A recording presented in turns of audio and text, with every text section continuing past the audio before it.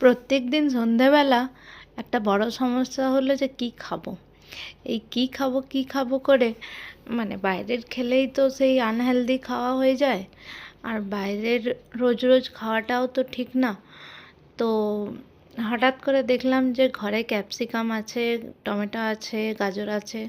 তো মাথায় বুদ্ধি এলো যে পনির স্যান্ডউইচ করে খাওয়া যাক।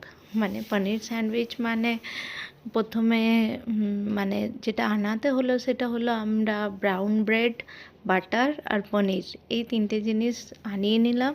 বাকিগুলো তো বাড়িতেই ছিল।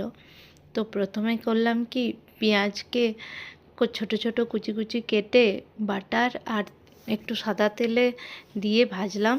তার উপরে আদা বাটা, ক্যাপসিকাম কুচি, টমেটো কুচি দিয়ে ভালো করে ভেজে নিলাম।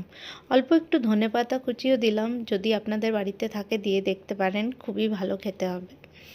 তারপরে যেটা দিলাম সেটা হচ্ছে গ্রেট করা গাজর আর পনির।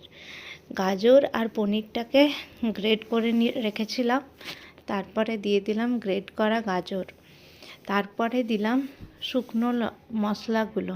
শুকনো মশলাগুলো মানে ওই প্রথমে দিলাম নুন, তারপরে হলুদ, তারপরে দিলাম জিরে গুঁড়ো, ধনে গুঁড়ো, একটু কাশ্মীরি লঙ্কা গুঁড়ো।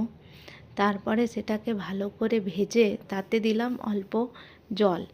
এবার জলটা দেওয়ার পর ভালো করে একটু ভেজে আর ঢাকা দিয়ে দিলাম। ওই মোটামুটি 5 মিনিট মতন, 5 মিনিটও নয়, 2 মিনিট মতন ঢাকা দিলেই হয়ে যাবে। তারপরে পনিরটা দিয়ে পনির গ্রেট করা পনিরটা দিয়ে পনির মশলা দিয়ে দিলাম।